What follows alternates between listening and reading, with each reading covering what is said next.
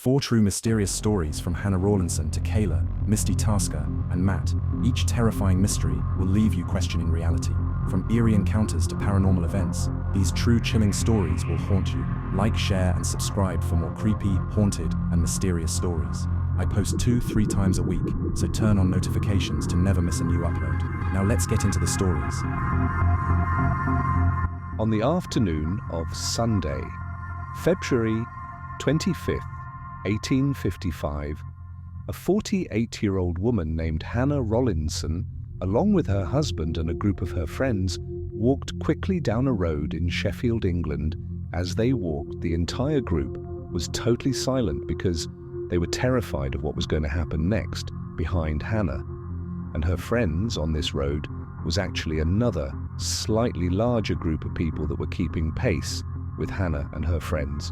They were actually going to the same place as them, except this second group had no intention of going inside that building. They were just there to see what happened. Now Hannah and her friends were totally offended and annoyed by this group that was following them. But they knew there was nothing they could do, and so they just kept on walking in silence. And as Hannah walked in silence, she couldn't help but think to herself, you know, how in the world did I get into this position? At the time, Sheffield, England was a big industrial city with lots of metalworking factories all over the place, and so loads of people at the time were coming to Sheffield to work in those factories. And as the population increased in Sheffield, the city began building all these tenement apartments, which are kind of like these low-quality, cramped, interconnected apartments that are basically cheap and easy to make and house lots and lots of people. Hannah and her husband lived in one of these tenement apartments, and they worked in one of the metalworking factories, which meant their lives were pretty rough and difficult. But recently their lives had become even more challenging when their oldest son had died in a coal mining accident, and this totally devastated the parents. But Hannah definitely took it the worst in her grief. Hannah became very antisocial and began just going to the factory and doing back-breaking labor all day, and then came straight home. She would go to a room by herself and she would just sit there all night and pray and try to communicate with her dead son. Now at first, Hannah's husband basically did the same thing as Hannah. He put all of his energy and his time and his focus on work, even though it was totally back-breaking and miserable, mainly because it was a distraction from this terrible grief he was dealing with. But after several weeks and months went by, you know, Hannah's husband did begin to kind of get back to normal and began to move forward with his life. But he could see Hannah was not doing that. Hannah was totally depressed and isolated, and so he eventually encouraged her to start going back to church and start spending more time with people there, make some new friends, and hopefully being around some people will help you cope with this tragedy. And Hannah had actually taken her husband's advice. She began going back to church. She made a bunch of new friends. She rekindled old relationships, and before long, she was getting that support, and it was helping her kind of move through this grieving process. But ironically, it was this new church support group that had thrust Hannah into a new horrible situation, one that was playing out on the streets of Sheffield, England, as Hannah, her husband, and her church friends speed walked down the road with this big group following behind them. And so in this group of people with Hannah was obviously her husband, as well as her closest friend from church, whose name was Harriet Ward. And then also there was 3 members of the F family. There was Mr. and Mrs. Favell, as well as Mrs. Favell's sister. And all of them were headed to the tenement apartment on Campo Lane, where Harriet Ward and the Favell family lived together, Hannah and her group. And the second group that was following them all came from the same place. They all went to the same church. And that day, for the previous 2 hours before they all took to the streets here, they had been having this really heated argument about what to do about Harriet and the Favell family's basement, or more specifically, what to do about what was in their basement. Some parishioners said that Harriet and the Favell family were just totally making up what was going on in their basement, but other parishioners believed them and said that that basement was so dangerous nobody should go in it. In fact, we should just board up that basement permanently, or we should just level the entire tenement apartment building. And when that idea began gaining some traction, that lots of people in the church began saying, yeah, let block off the basement or knock the apartment down, the Favell family and Harriet, who lived in this apartment building and did not want to, permanently block off segments of it or knock it down, they got so angry that they just stood up and left. And at this point, Hannah and her husband just got up and left with their friends now.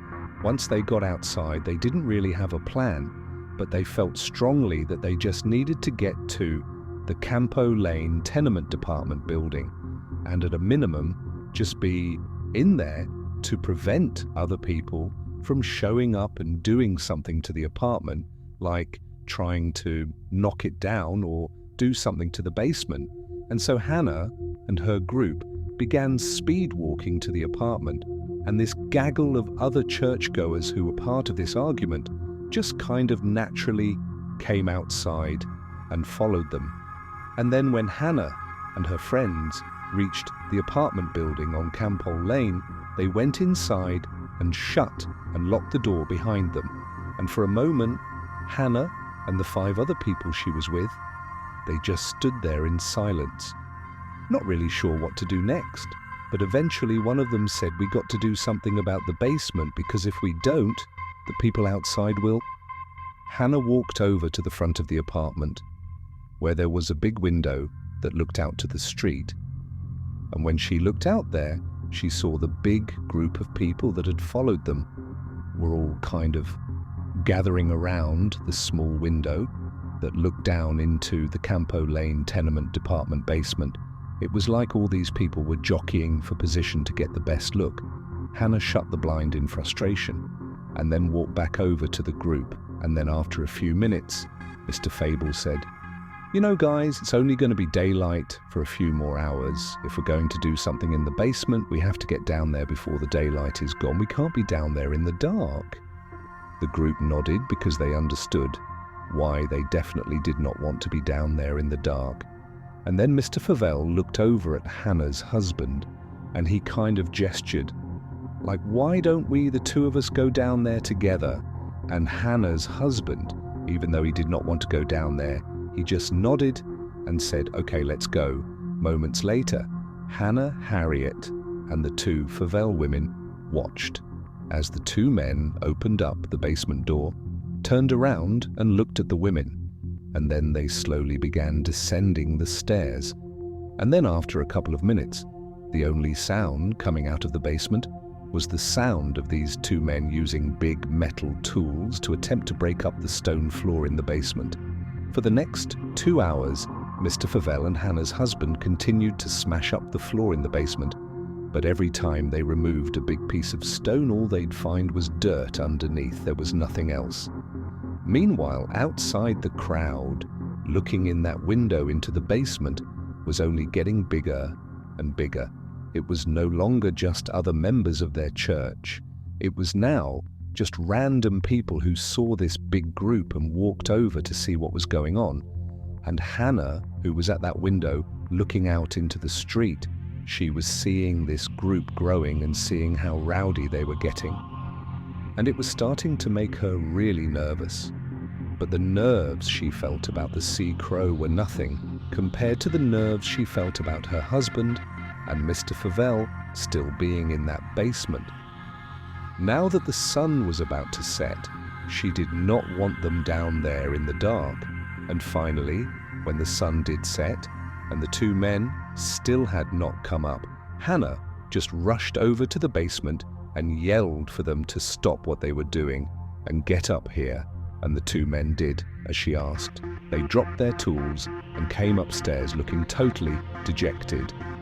They had not found the thing they were looking for down there, which meant they had failed. But Hannah and her friends were hoping that now that it was dark outside and the people outside could no longer actually see into the basement because it was too dark, that maybe the crowd would disperse. But as Hannah, her husband Harriet, and the Fells sat down to have some dinner in the apartment, they looked outside periodically, and they saw the crowd was not going away. If anything, the crowd was still continuing to get bigger. Now, you got to remember, this is Sheffield, England in the 1800s. This was a tough place to live. Everybody's working at these factories, doing this awful work, 7 days a week for very little money. And there's virtually no entertainment anywhere. It's basically just work, work, work until you die. And so when people in Sheffield saw this big group of people at night standing around this apartment window, it was exciting, and that was pretty rare in their lives, and so they were not about to leave and go home because their lives at home were terrible. And so by about midnight, there was this huge crowd right outside of the Campole Lane apartment, and it meant that, Hannah and her husband really couldn't leave to go back to their apartment. They were kind of trapped because of this crowd. Also, the crowd was really starting to get rowdy, and the Favell family was starting to get worried that a fight would break out near the basement window, and then maybe the window would break, and then these people would storm into their apartment and maybe rob them. I mean, they didn't know. And so Mrs. Favell came up with this plan to try to get the crowd to leave them alone.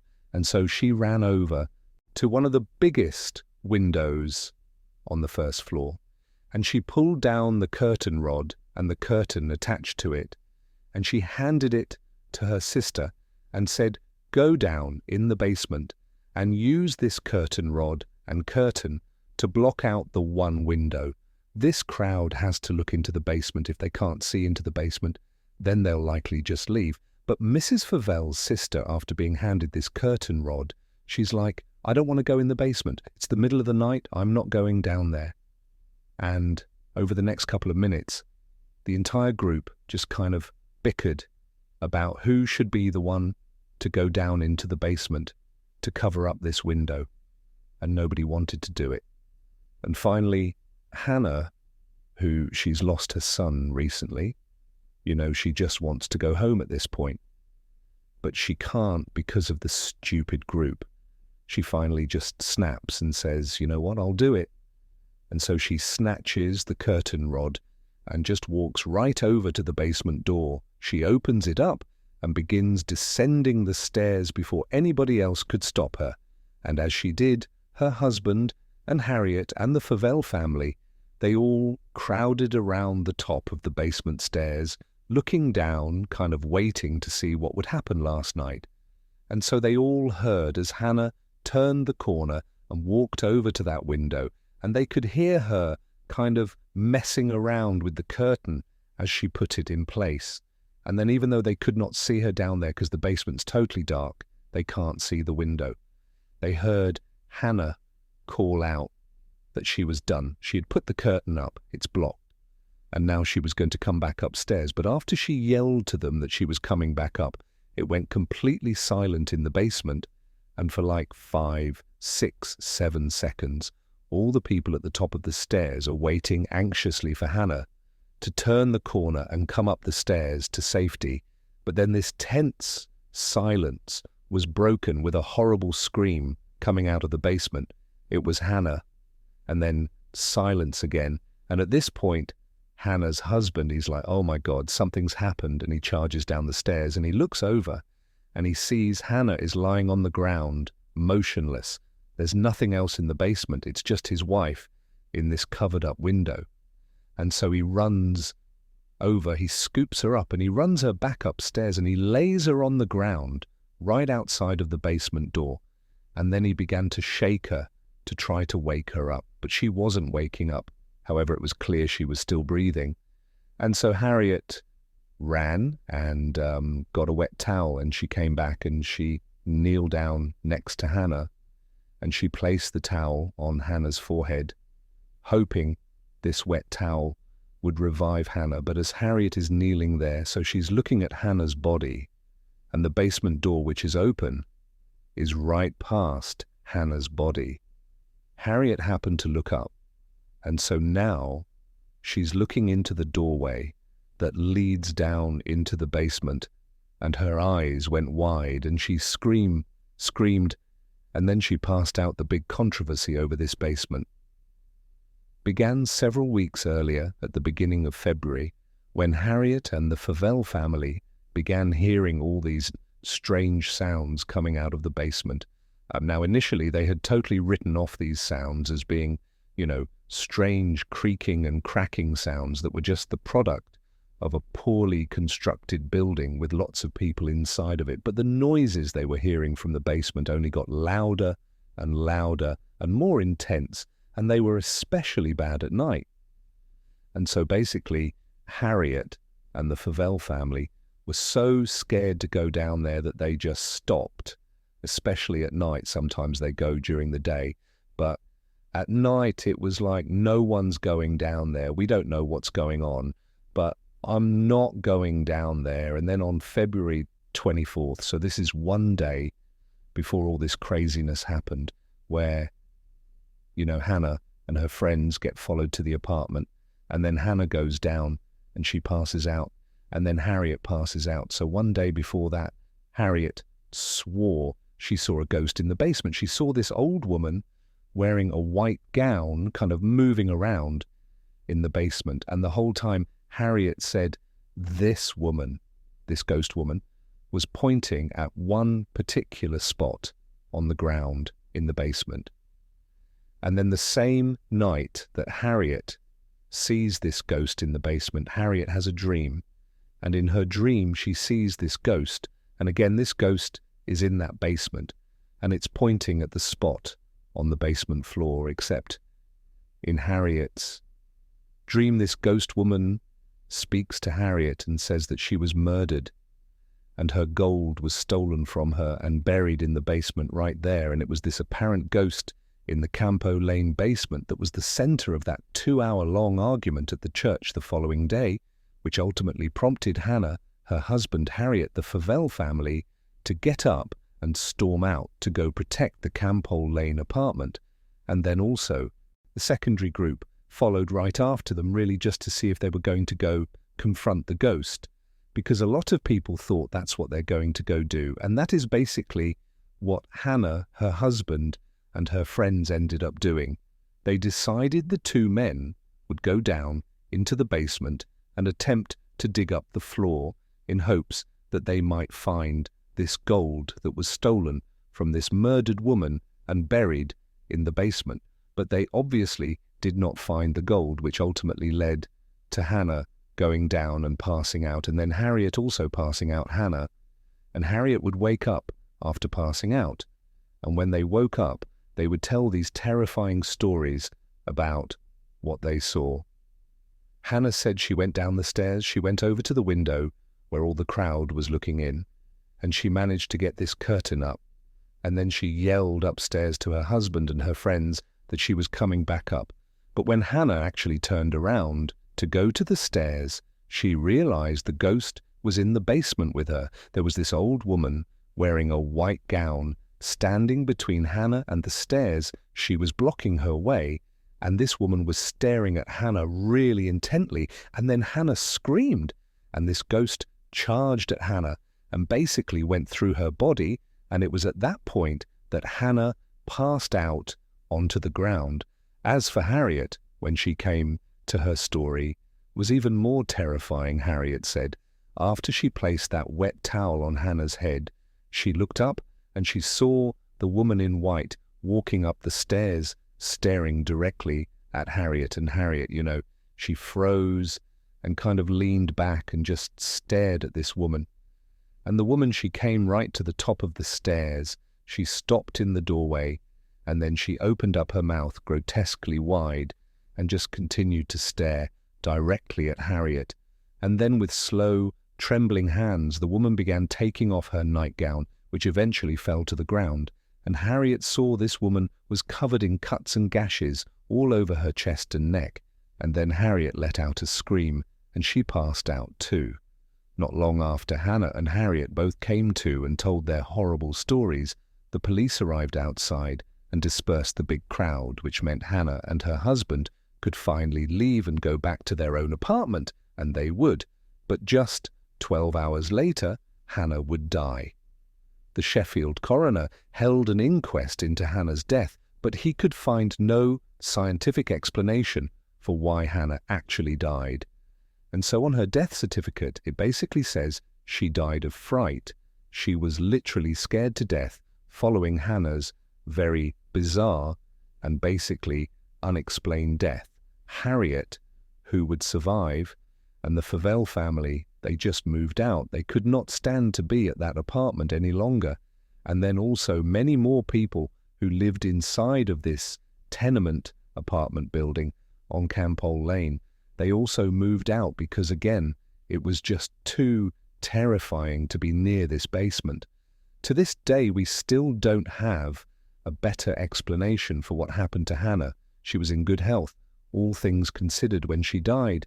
And so really, this didn't make any sense. And so this case still is one of the only in recorded history where somebody apparently died just from getting scared. In 2010, Kayla was a senior at the University of California, Santa Barbara, a big party school. And one Friday evening, Kayla and her friends were at a big party, and Kayla was having a great time. But she was starting to feel really tired. And so she asked her friends if maybe they wanted to leave early, but none of them did. And so Kayla left on her own. Luckily, her house was just down the road. And so she was at her front door in a matter of minutes.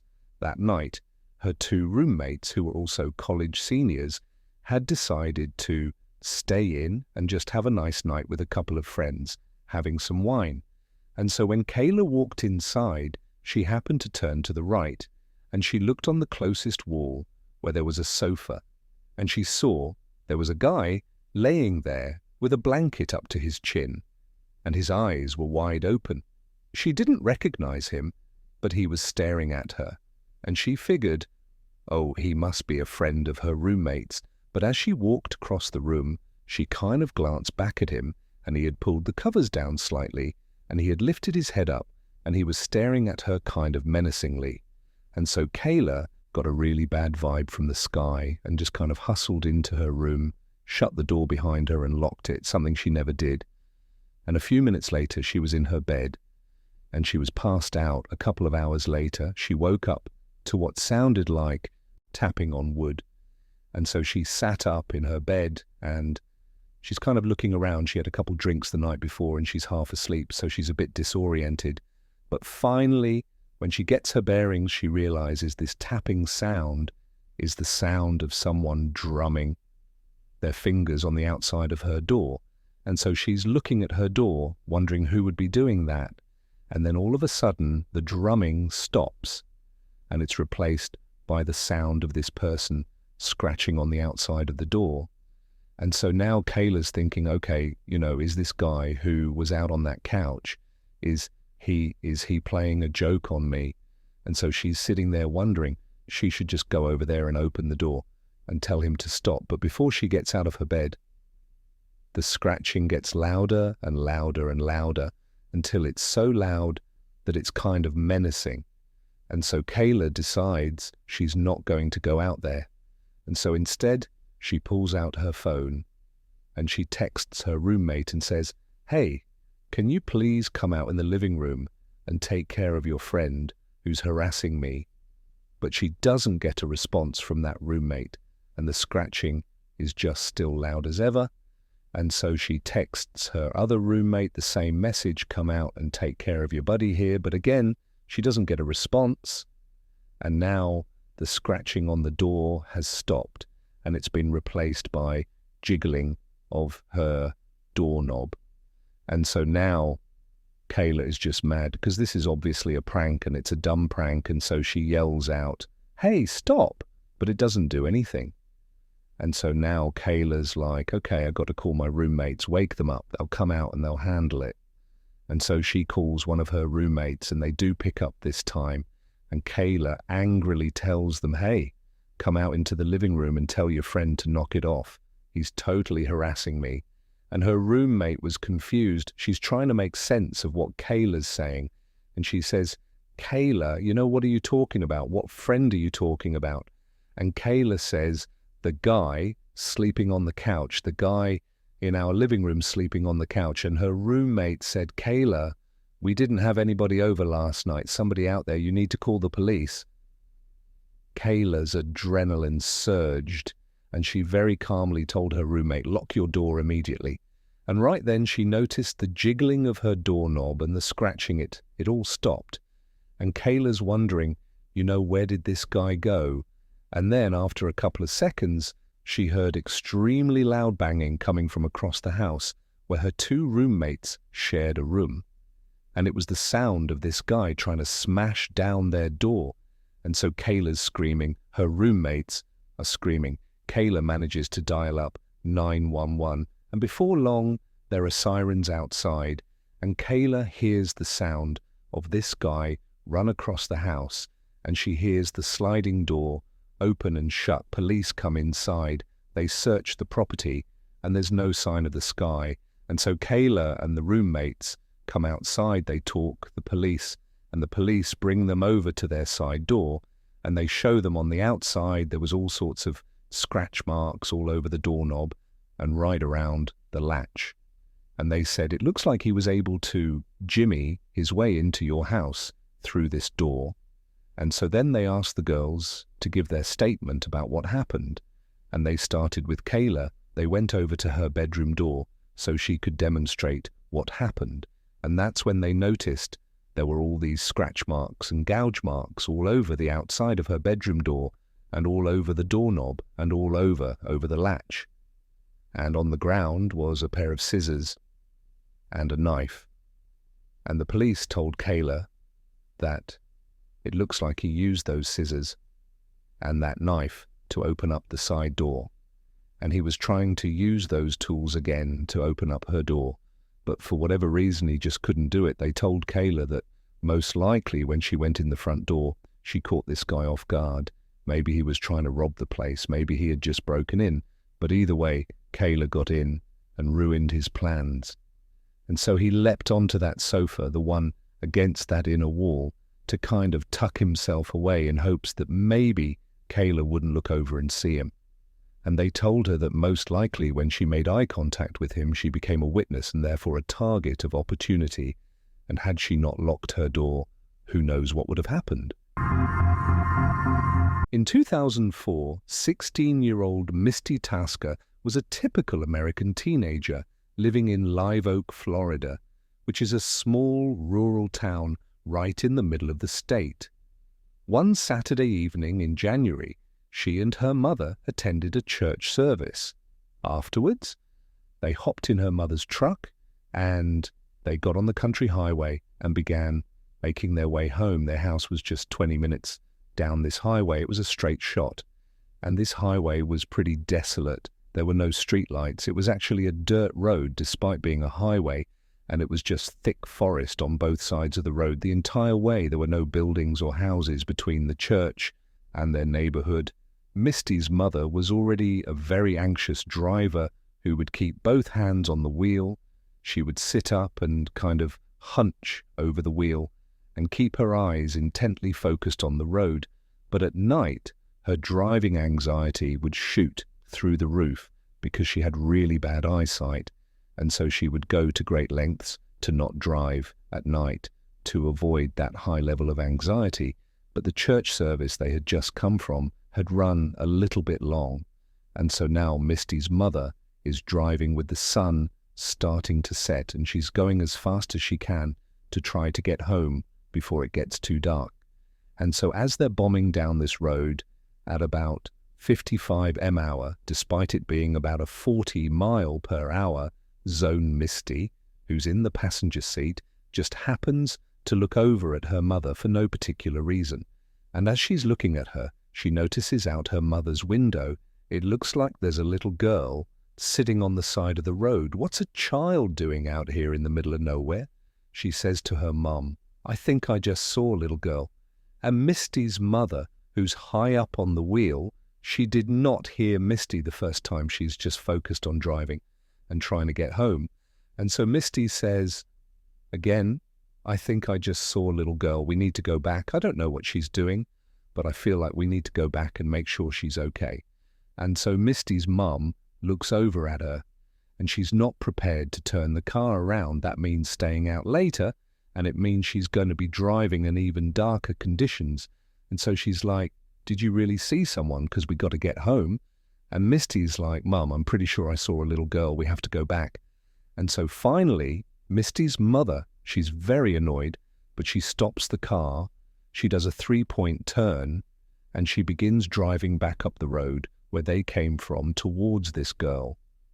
Now, they had only made it about a half mile from where Misty believed she had seen this girl, and so pretty quickly they slowed down because Missy said, I think she's in this area, and they both began scanning the right side of the road because that's where she's going to be.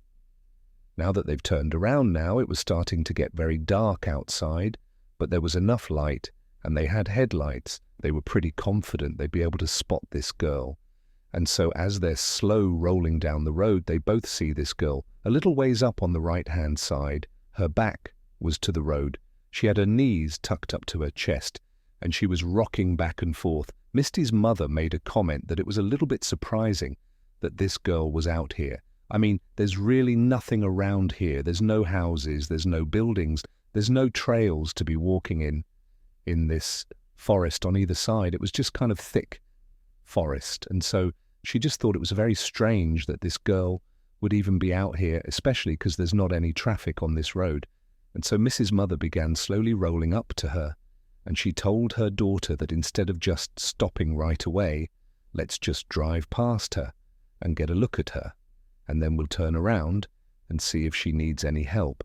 And so as they got right up next to her, they realized she was not a little girl. She was a young teenager, but she was not a young child.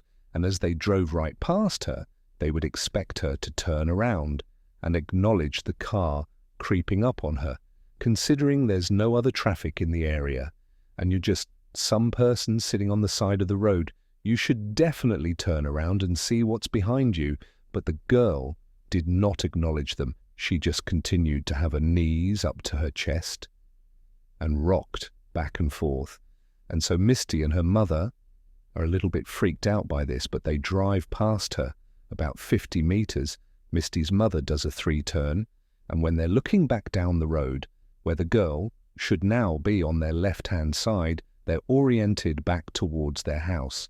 Now she wasn't there anymore, but there were no streetlights. It was now almost completely pitch dark outside, and so all they had was the headlights. And so Misty told her mum, drive up a little ways. Maybe the girl stood up and moved and we just can't see her because she's not in the headlights. And so Misty's mum began driving down the road and kind of turning slightly towards the left to shine the light more to the left. But there was no sign of this girl. For good measure, they turned right slightly to shine the lights more to the right-hand side of the road, but there was no sign of this girl. And so Misty and her mother just slow roll back down the road, kind of keeping their eye out on both sides. But after traveling for several minutes, going about 5-10 miles an hour, and seeing no sign of this girl, they decided that, well, she must have just gone back into the woods and gone back to wherever it was she came from. And so Misty's mom began picking up speed, and before long, they had gone maybe 2 or 3 miles away from where they had seen this girl, and they were coming up to this 4-way intersection with stop signs all around. And as they were getting close, Misty's mother gasped, because on the other side of the intersection, on the right-hand side, was this girl sitting on the side of the road. She's got her back to the road, her knees are up, and she's rocking back and forth. And so Misty's mother pulls up the stop sign and then just sits there, and both women are just stunned at what they're looking at. They had just seen her 2-3 miles back down the road. It wasn't possible for her to get all the way up here. And so Misty's mother looks at her daughter and says, do you think it's a different girl? And Misty's like, no, that's the same girl.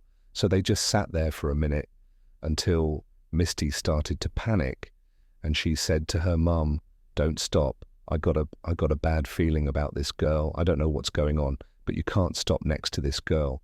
But Misty's mum, she was definitely weirded out by the situation, no doubt, but she didn't feel good about abandoning this girl in the middle of the night on the side of the highway. And so even though she felt a little bit herself, she told Misty, we have to at least drive past her and ask if she's okay. That's the least we can do. And Misty was not having it. She said, "Mum, do not stop. I got a bad feeling about this. Don't stop near this girl." But Misty's mum let up off the brake and began slow rolling past this intersection. And now at this point, Misty is just absolutely terrified. And so she takes her seatbelt off and she goes down into the footway right in front of her seat.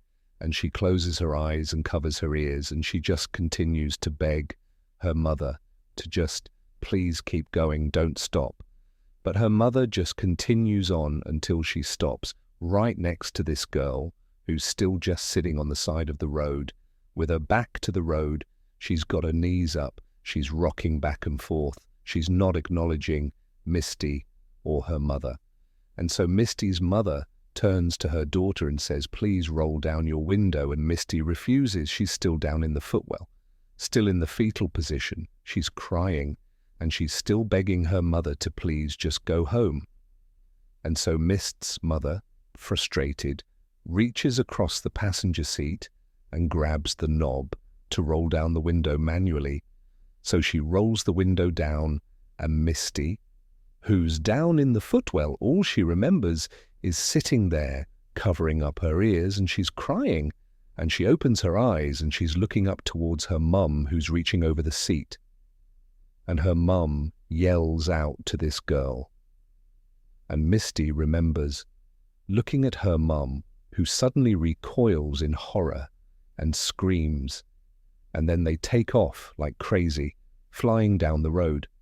Misty jumps out of the footwell and she's looking at her mum and she's like, "What's happening? What just happened? What did you see?" And her mum's got her hand over her mouth and she's speeding down on the road and she's crying now and she's looking at Misty and she just doesn't have the words to describe what she just saw. And so Misty's asking her mum, "What did you see? What happened?" And finally, her mother just said she didn't have a face. She didn't have a face. It was hollow. There was nothing on her face when she looked at me. And so Misty screams and she's crying and her mum is crying, and they speed home. They're home just a couple of minutes later, and they run inside, practically falling over each other to get in the house. And as soon as they get inside, Misty mum calls 911, and she didn't even know how to describe what she just saw, but she knew it was too embarrassing to try to describe it as some girl without a face sitting by the highway. And so she just told the police that they had seen a girl they think needs help. And so the police, they went out and they searched that entire stretch of highway. They looked for any sign of anybody out there, but there was never any trace of that girl. In 2016, a 25-year-old wall banker named Matt was camping near Mount Rainier in Washington state. His job was so hectic that in the rare times he got a chance to, he would disappear into the wilderness for a few days to clear his head.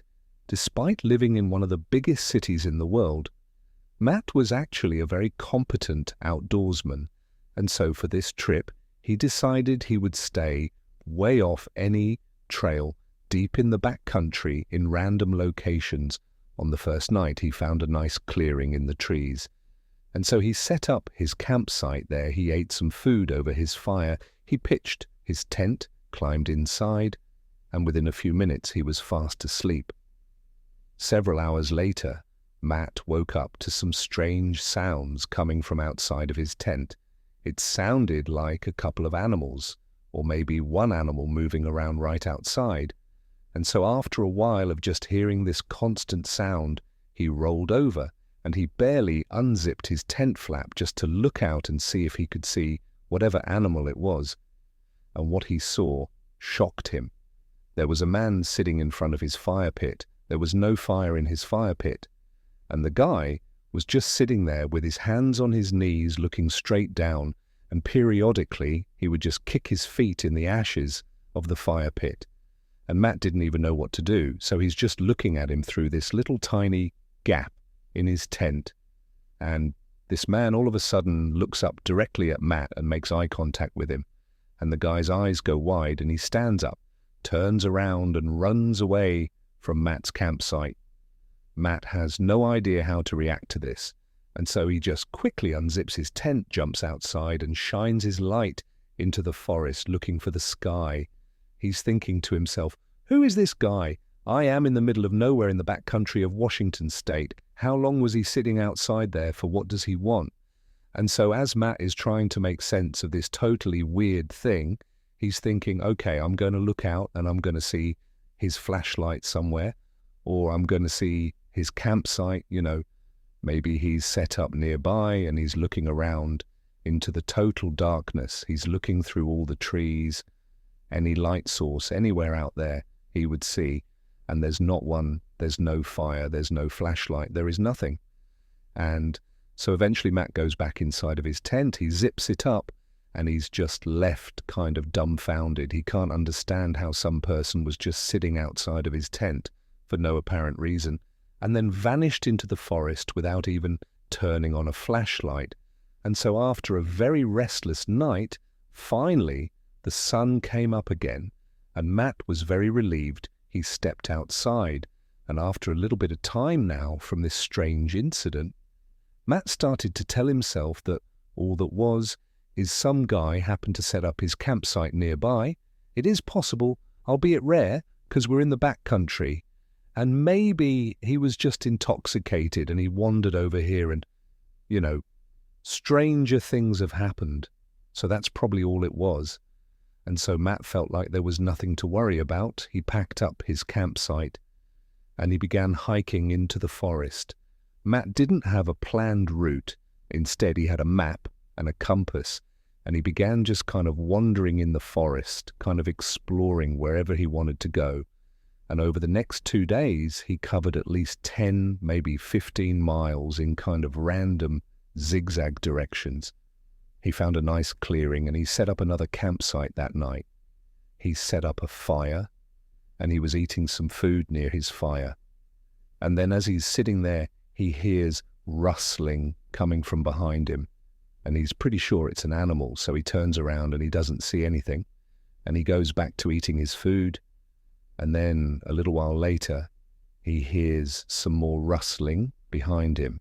And this time he can't really just write it off. Clearly there is something behind him that's moving around, and so he stood up, turned around and remained motionless and just listened, expecting to see maybe a deer come out of the woods. But instead he hears a man's voice come out of the darkness that says, "Do you know how to get to Bell's Canyon?" And Matt Herr starts racing. He knows that even though he can't see him, it has to be the same guy he saw 2 days ago, because they are in the middle of nowhere. He hasn't seen any other hikers or campers or anyone, and clearly this guy has the ability to sneak up on him. And so he's thinking, what does this guy want? I just spent the past 2 days hiking in random directions for 15 miles, and he must have followed me. And so Matt, not knowing what else to do, just says, "I don't know where Bell's Canyon is." And then there's silence, and Matt, one part of him is thinking, I hope this guy does not come into the light. I hope he just goes away. The other part of him is thinking, well, maybe this is a different person that is lost, and they're looking for this place called Bees Canyon, and they'll come into the light. It'll be a big relief. I'll send them on their merry way and everything will be fine. But as Matt is having this wishful thinking, the voice from the shadows does not come any closer, but instead asks the same question a bit more forcefully. This time, "Do you know how to get to Bell's Canyon?" This time, Matt did not respond. Now he was scared. This is not some friendly hiker looking for directions. There's something wrong, and so Matt, knowing he's all alone out here, he knew he had to do something to try to take control of this situation. And so he took a deep breath. He reached down and grabbed his flashlight, and in one swift motion, he lifted his light up and shined it in the direction of this guy's voice.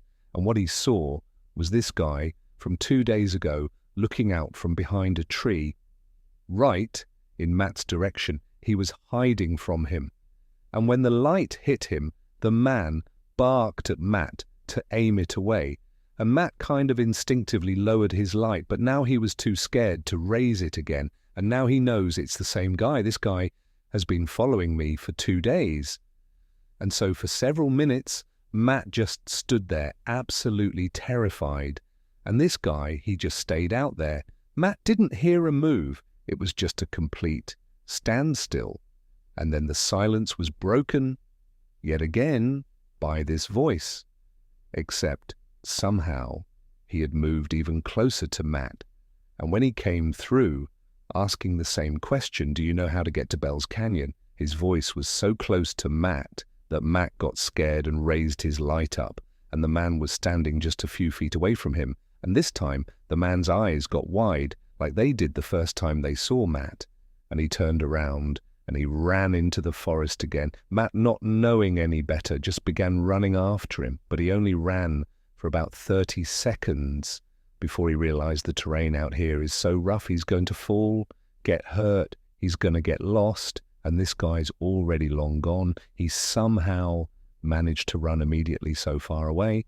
And so Matt just goes back to his campsite and he's thinking to himself, what do? I have no cell phone service. I'm at least 3 days away from my car and I'm in the middle of nowhere. No one even knows where I am because I didn't chart a course. I didn't tell anyone where I was going to be. And so Matt just grabbed his knife and stood in the middle of the campsite. And for hours and hours, he just kept looking around, expecting this guy to just show up again or start speaking to him from somewhere out in the darkness. It was absolutely horrifying. Finally, by about 3 a.m, Matt was so tired that he had to go to sleep. He hadn't heard this guy again. He didn't see him again. And he figured, I need a little bit of sleep because tomorrow he's going to pack up his campsite and begin this epic journey back to his car. So he climbed in his tent and he had a very restless next couple of hours. Then the sun came up. Matt jumped out of his tent, packed up his stuff and began practically running in the direction of his car all day as he was hiking. Matt kept looking over his shoulder expecting to see this guy because clearly he had followed him for multiple days, over 15 miles. And so the likelihood that he's still following him was really high. And so all day Matt just felt like he was being watched. He was totally terrified. And then the sun started to go down and Matt knew he would have to camp out again. And so he found a clear inn in the trees. He set up his campsite and he was so tired from running basically all day and being so mentally exhausted from this experience that he just got in his tent and fell asleep very quickly. But several hours later, he woke up to the sound of somebody walking around his tent, and he knew it had to be this guy. He's still in the middle of nowhere. He's not even close to the parking lot yet. And so this guy is still following him. And so Matt sat up in his tent. He clutched his knife, and for hours and hours and hours all night, this guy just walked around his campsite. And then around 4 or 5 in the morning, he scampered off. When the sun finally came up, Matt leapt out of his tent, packed up his stuff, and literally just began running in the direction of his car, hoping that maybe he could get there before needing to camp out one more night. And so all day, as he moved, he's looking over his shoulder, knowing this guy is following him. At this point, it's not even a question. He's somewhere in the forest, but he could never see him. And unfortunately, as the sun was setting, he knew he was not going to be able to make it to his car. He was just too far away. And so at some point, when it got too dark to keep moving, he had to find a clearing and set up his tent again. And so once his tent was set up, he just climbed inside, grabbed his knife, and sat there knowing this guy was somewhere out there. And so Matt climbed inside of his tent. He zipped it up behind him. He grabbed his knife and he sat there expecting to hear this guy come walking around. But after several hours, he didn't hear him. And Matt started to wonder, maybe this guy has left me alone finally. Maybe he's not following me anymore. And so Matt, who was totally exhausted, laid down to go to sleep. And then as he's laying there from somewhere out in the woods, do you know how to get to Bell's Canyon? Matt immediately sat up. His heart began racing so fast that he actually was concerned he might have a heart attack. And he didn't know what to do, he didn't know what to say, so he just sat there holding his knife, and then this guy began running past his campsite, making animal sounds, and he would stop periodically and moan and grunt, and he'd kick up leaves, and then he'd run past his campsite again, over and over and over again, until the sun finally came up, and this guy scampered off back into the woods. Matt didn't waste any time. He left out of his tent, packed his stuff up, and ran all the way back to his car. When he finally got inside of his car, shut the door, and locked it, he cried tears of joy. He was so unbelievably relieved. And he peeled out of the parking lot. He got to a nearby hotel. He finally got cell phone reception, and he considered calling the police about the sky. But he thought, you know, what am I going to tell them? He didn't commit a crime. He was just terrifying. And so he decided not to call the police. He finally flew back to New York, and he just had to accept that there was some strange guy out in the wilderness of Washington state who was able to hunt him over 3 days and 30 miles in rugged terrain without the use of a flashlight, without any gear, and all he ever said to Matt was, "Do you know how to get to Bell's Canyon?"